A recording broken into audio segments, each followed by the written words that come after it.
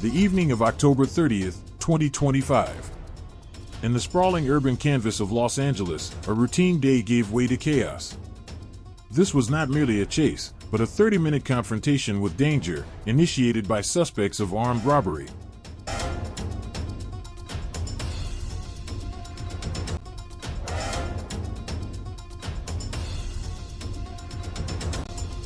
The pursuit was characterized by a profound disregard for the rule of law. The fleeing vehicle became a weapon, ignoring traffic controls, running red lights, and, at times, moving directly against the flow of traffic in a desperate attempt to lose law enforcement.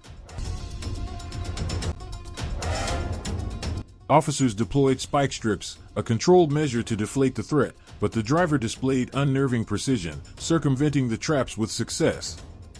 Even utilizing the emergency shoulder of the freeway, they pushed the limits of risk, placing countless citizens in peril.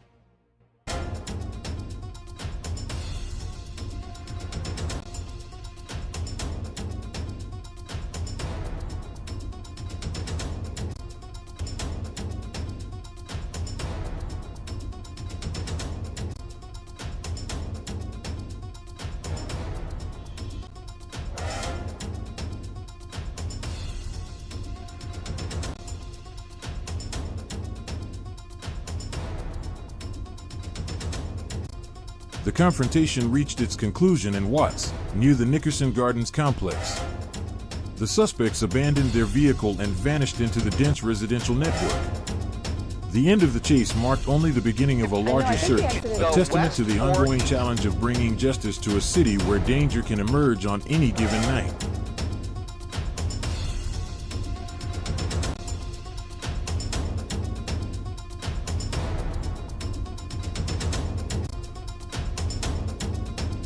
Welcome to the eye of the storm. This isn't driving, it's a high-stakes battle on the asphalt. It's 6 p.m., South Los Angeles, and a chase has just begun. The suspects in an armed robbery refuse to give up. Speeding is out of control, and the rules of the road have been forgotten. He's risking everything. Now, spike strips are up in front of them. Will they fall into the trap, or will they manage to avoid it again? And swerve just in time? They dodged the trap brilliantly or recklessly. 30 minutes of sheer chaos, now ending in Watts, near the Nickerson Gardens public housing complex. The car is abandoned. Stay tuned for updates. LA County Sheriff's Department, and they are going to try and set up for a spike strip if they have that opportunity. I think right now there's just too much traffic in their way, and they haven't really established a pattern here, but they are doing circles on the west side of the 110 freeway here, so they seem to be pretty comfortable with this part of town. Area where we can better get a picture of where he's going. And I say he, but there could be several people, as Michelle mentioned, at where they are going, perhaps. And again, considered armed and dangerous. You note the police resources that are being dedicated to this and how many officers are involved in this at this moment. Again, going the wrong way now, going northbound in the southbound lanes of Figueroa Street, flashing his lights as if to tell people to get out of the way. But there's just too many people, too many cars. The volume here. Go ahead, Chris. The volume here, Mark, is really concerning me. We have a lot more volume ahead of them here. Figueroa, lots of stops and starts in the middle of rush hour, no less. You can see he's got a little bit of a stretch here, and then there's going to be more traffic. The closer he gets to Expo Park, to BMO Stadium, and closer to downtown, there's going to be a lot more traffic. That really limits LAPD's options here. They're going to give him a wide berth here, but as you mentioned, he is blowing through a number of red lights here. We've already seen that in the last couple of minutes. Has no problem getting over those double yellow lines, going the wrong way to get around traffic here, already creating a little bit of distance as LAPD is getting a little more conservative here, but they're not going to lose visual. Again, they had the luxury of that airship. He just turned east on 59th. That's Figueroa at 59th, just about a block from the 110 freeway. Going to go under the 110 freeway, under all of that rush hour traffic, and we'll see him come hopefully right back out the other side. There he is, traveling eastbound now on 59 through Olive here from the 110 freeway. LAPD able to make that turn with him, although they are about now a block away. He's making another northbound turn, this time onto Broadway, northbound Broadway from 59th, once again, just about 2 blocks over from the 110 freeway, traveling northbound, doing about the speed limits, maybe going a little bit faster where he can, but he's got traffic to contend with, and yet another red light here as he goes around that right lane. He is either going to turn or he's behind that tree. There he is. He went right through, straight through, northbound Broadway, coming up on 56, speeding up a little bit. He's got a lot of traffic on the southbound side. He's got pretty much wide open road on the northbound side for another few blocks, and then it's going to jam up on him once again. He does slow down. He hasn't really shown a willingness to ram into other cars in his way. He just kind of threads the needle and looks for any gap in the traffic to get through here. Those LAPD units only about 100 feet back there as he made that left turn. That's going to be a westbound turn onto 52nd Street, going back over the 110 freeway, coming back over on the west side here. Again, we are now back in South Central as he continues to travel westbound. Coming up on Figueroa here, he's got a little traffic and another northbound turn. So he's really zigzagging his way through here. A little bit of cat and mouse with these officers, but he's making these turns up as he goes along, but traveling in the same general direction. He's slowly creeping his way further north, further west, and further up towards downtown. Again, where these people reside, where they want to take this, really is anybody's guess. They are just desperate to get away from those black and whites behind them, but I don't think that's going to happen tonight. They have a huge amount of resources that are dedicated to these guys, and already LAPD has to be wondering how these guys got away from right under their nose. There was a barricade situation in Compton where we believe this pursuit began. Again, this is possibly related to another pursuit in a different vehicle. Again, carjacking suspects who stole the car at gunpoint, and that appears to be the case here as well. So they're now traveling northbound, making a right turn on Vermont at 51st. And again, ooh, going the wrong way there, going around traffic, going the wrong way on 51st, and I don't even see those black and whites on Vermont yet. So they have fallen back a little bit, now traveling westbound on 51st all by themselves. If they wanted to dump the vehicle and jump out, this is probably going to be an opportunity for them, but right now it looks like they're going to keep going. You wouldn't be surprised either if you see one of those passenger doors pop open. If he starts dropping off some of his cohorts here, we might see a little hide and seek here if they try and hide and blend in this neighborhood. But right now, he is facing a little bit of traffic on 51st. We do not know how far back LAPD is here, but he is still moving westbound on 51st, coming up on Budlong Avenue, slowing down with this traffic here. He can either make a north or southbound turn on Budlong, and he's going right through it, going right through, continuing further west here. All right, Chris Christie, this is Giovanna Latta along with David Ono joining you now as the 5 p.m. newscast begins. And 6 p.m. newscast begins. We are being thrown off by this pursuit here, but we want to recap what we know about what's happening here. We understand that these are carjacking suspects and possibly related to an earlier carjacking. Is that correct? That's the preliminary information that we're working with. That is what we're hearing from County Sheriff. However, that is not confirmed. We don't know for sure that these are the same characters that were involved, but there was a lot of commotion and a lot of confusion at the end of that earlier pursuit that ended up in a standoff, a barricade situation in an apartment complex, and this same group started this pursuit in that same apartment complex or in that same area of Compton. Now you see LAPD has taken this pursuit over, at least the airship has taken over from the Sheriff's Department, who was helping out here for a while.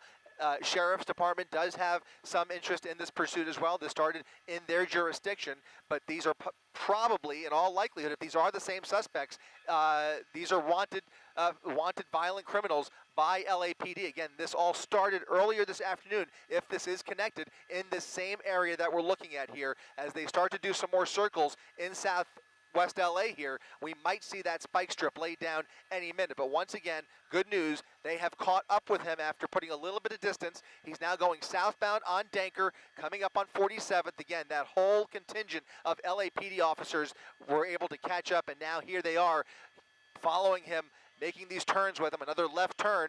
Now he's done another circle here. A good indication that he may be hitting a spike strip if they can set up for one. He's traveling a little bit too fast too, but look at that rear end damage. He's already collided with something that has been there for a while. We heard that as part of the original description of this vehicle, that the vehicle was heavily damaged in the rear. You can see that rear end damage right behind that right rear wheel. Now traveling northbound on Normandy. This is about the third time they have ended up on Normandy. They keep getting on Normandy, turning off, doing circles in the neighborhood, but slowly creeping their way further north here. We are getting closer to Expo Park here as he continues at about 65 miles per hour in very heavy traffic northbound on Normandy. Again, coming up on 42nd Street. LAPD trying to keep up here, but he's definitely gaining speed, close to 80 miles per hour on surface streets, doing double the speed limit now as he continues northbound on Normandy, really putting a little bit of distance. And here comes another red light going around heavy traffic here, trying to just get through here as he continues to zigzag his way further north, turning left on Martin Luther King Boulevard away from BMO Stadium, where that soccer match is getting ready to start in the next 90 minutes. Traffic already starting to pile up on the 110 freeway. This guy is now moving westbound away from the 110 freeway. Coming up on Danker again as he continues westbound MLK over the double yellow lines. Once again, another red light here. LAPD traveling on those opposite lanes with him, desperate to keep up with this suspect. They want to maintain a visual here, and the LAPD helicopter is only able to do so much. If he makes a southbound turn into LAX's airspace, that will pose a problem for the LAPD airship, which means it falls back on those ground units if that airship can't get the clearance. Right now, he's continuing through Western on Martin Luther King. We're getting further and further west here, and we will see here. I mean, look at this. I mean, he's really still maintaining almost double the speed limit speeds here. So about 80 miles per hour, only slowing down when he sees a red light, but still doing double the speed limit, guys. Yeah, so you have not seen so far any attempt at a spike strip or a pit maneuver because his speeds are excessive right now, but he did have some redundancy in where he was going, although it looks like he's kind of getting out of those circles that he was doing and he's going somewhere else. Right. There is an attempt. There was an attempt to coordinate for a spike strip. They've given the go-ahead if they have that opportunity. But as you mentioned, David, really hard to say. He's picking up more steam now, and really hard to set up for those spike strips until he establishes a pattern. And you're right. He has to slow down too. Really threading the needle here as he goes into oncoming lanes of traffic. A lot more traffic traveling eastbound with him here, coming really, really close at high rates of speed. This guy is going to end up crashing if he continues driving this recklessly at these speeds. This is going to end in disaster for him as he comes up on these intersections, which are loaded with rush hour traffic. Now continuing along Martin Luther King Boulevard here, westbound MLK, coming up on Crenshaw at the mall, continuing underneath the mall and doing about 75 miles per hour. The speed limit here cannot be more than 45 miles per hour, just to give you an idea. He's now closing in on 90 miles per hour as he closes in on Crenshaw. Yeah, 6 o'clock in this area is very, very busy. Lots of cars, lots of pedestrians near the Crenshaw area there where he is speeding through. They believe that this suspect or suspects, we have word there could be 3 suspects in this vehicle, but authorities tell us that they believe this, the driver at least, is armed and dangerous. Yeah, the charges are really extensive here. This all started as a carjacking suspect, but we later found out that they were wanted for possibly kidnapping. They are believed to be involved in an armed robbery, and the vehicle that they were originally in was stolen. These are GTA suspects. Whether this particular vehicle belongs to them or whether this vehicle was also stolen, I do not know. We don't have that information, but they did. They are wanted for carjacking and grand theft auto. So the laundry list of crimes this afternoon is extensive. Yeah. I mean, we're really talking about a legitimate crime spree here as he continues, and really impossible to get an idea, although we are hearing from the desk that there are 3 people in there. You can see those windows are very heavily tinted, so we really are working in the blind here. Perhaps LAPD has a little more information as to what's going on inside of this vehicle. You can see it's got paper plates plates, by the way, and I want to say that's a Toyota, maybe a Toyota Camry, if I'm not mistaken. Yeah, it looks like a Toyota Camry with paper plates, rear end damage there. This is one of our best looks at this vehicle as we get really close up, coming up on Clyde Avenue on Obama Boulevard, continuing westbound, and these suspects are showing no signs of slowing down, guys. Yeah, that car can really accelerate. I'm curious, and I know you probably do not have the answer, but when we first joined you this afternoon at 3 o'clock, you were on another pursuit, the tail end of a pursuit that was also some sort of a carjacking, and then you actually witnessed a fight break out between police and a crowd that had gathered. I wonder if that incident has anything to do with this that we're watching. Yeah, we think that this all started from that same complex. There were a lot of characters. I believe at the end of that pursuit, there were 4 individuals that ran from the vehicle. At the end of the pursuit, there was a foot chase that ensued. There were several people detained, but we do not know whether the people who were detained were the original carjacking suspects who were in that car. Another wild turn here in oncoming lanes of traffic, threading the needle as he hits cross traffic, coming up on Bowdoin here, turning off of La Cienega onto Bowdoin at Genesee Avenue on a residential street here. These LAPD units now in excess of 6 or 7 units making the turn with him after a very close call here, jumping over that speed bump here, and he's probably going to encounter several dead ends and cul-de-sacs if he's not lucky. He's now going to be in the middle of this residential neighborhood. As I look down, it's almost like a maze down there. This is not a grid neighborhood. He has residential traffic, residential streets, narrow streets as he makes his way through this neighborhood here. He's still showing no signs of pulling over, but that was a really erratic maneuver as he turned off of La Cienega there and now turning back onto, I think this is going to be, it looks like Smiley Drive here that he just turned back towards La Cienega. So he's done another circle here.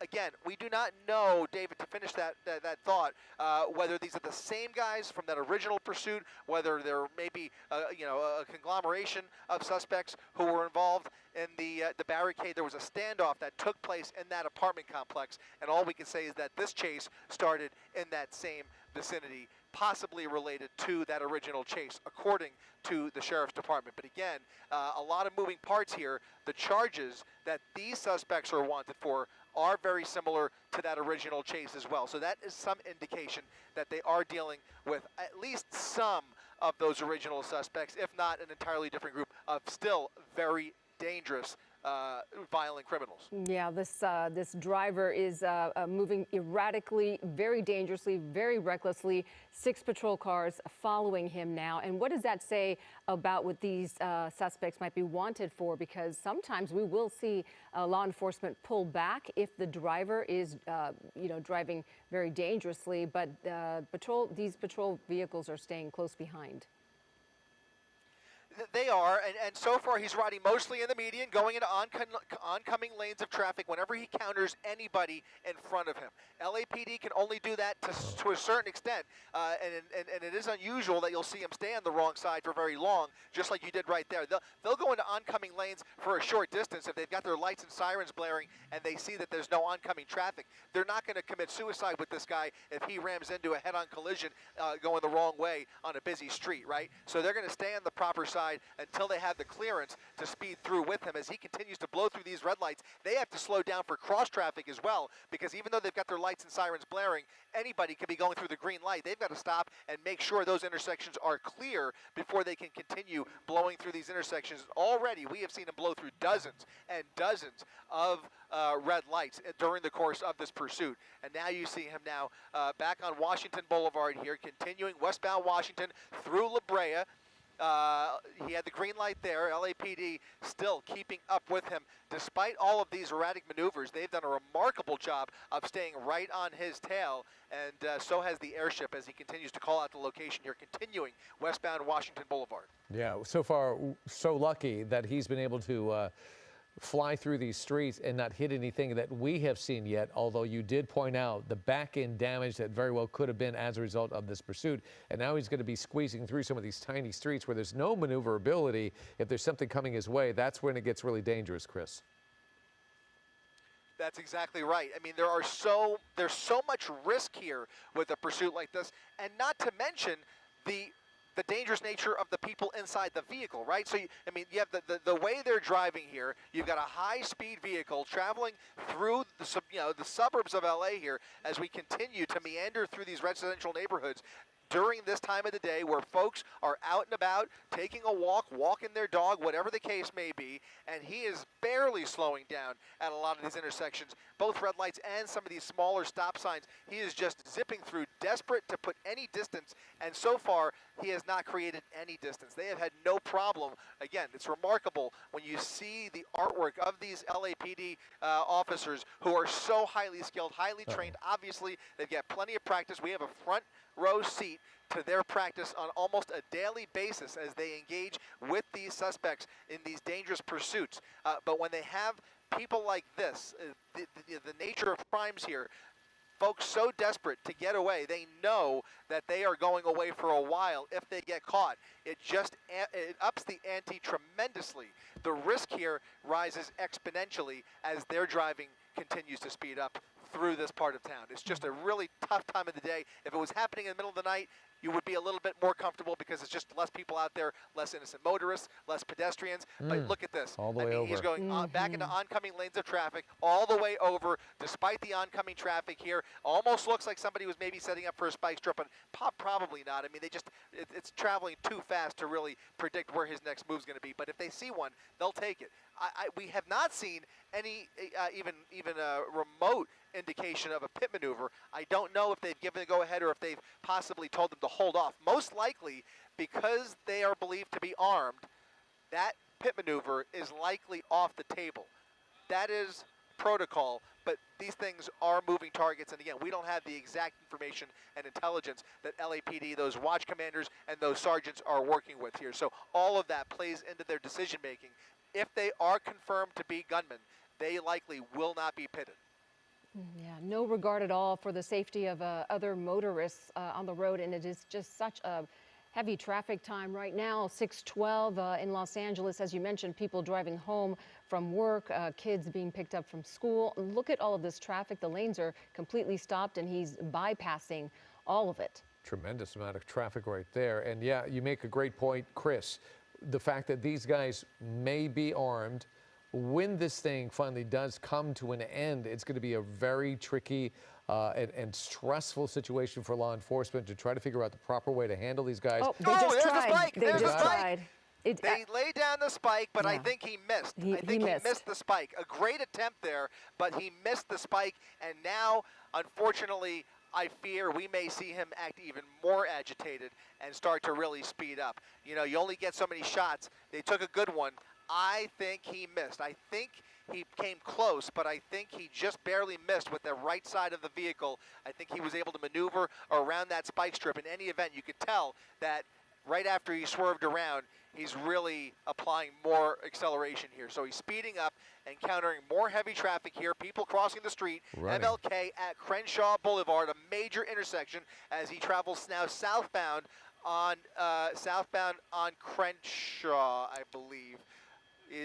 I'm sorry, eastbound. He turned on to MLK. Yes. He's on MLK, eastbound MLK in Lamar Park. Again, speeding up here, definitely does not want to get caught in another spike. No, we will pull the video back up and we'll take a closer look at it. But the way he's driving, it doesn't seem like he's impaired at all when it comes to his tires.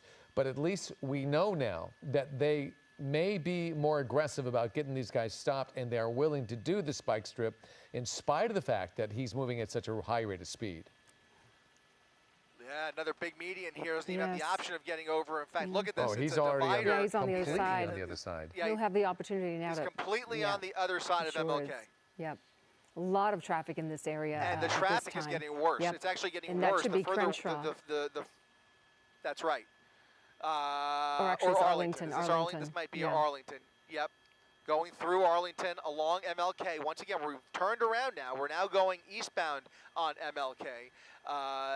LAPD with those same pursuing officers who originated this pursuit, likely prepared to hand this off to a new set of units at some point. They have been through a lot here with this guy. If they can coordinate a handoff, that might be in the cards as well. Again, these are armed and dangerous suspects, and you want a fresh set of eyes and ears and officers ready to execute the felony stop at the eventual termination of this pursuit. We do not know what these guys are. Well, we have an idea of what they're capable of. We can only hope that this comes to a peaceful resolution as he continues past Western Avenue, eastbound on MLK. We're going to start making our way closer to Expo Park eventually. Yeah, we just showed the video of the attempted spike. Here it goes again. We're slow-moing it now, so watch closely. There's a spike. It did hit the car, and if it hit anything when it comes to tires, it's the back passenger side tire, but it didn't. I think it bounced off the chassis of the vehicle and didn't quite get to the tires.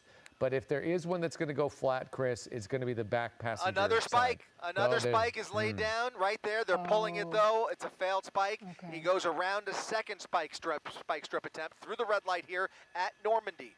MLK eastbound at Normandy, an attempted spike strip. They pulled it back, and here's another one, a third spike strip attempt, but no dice there either.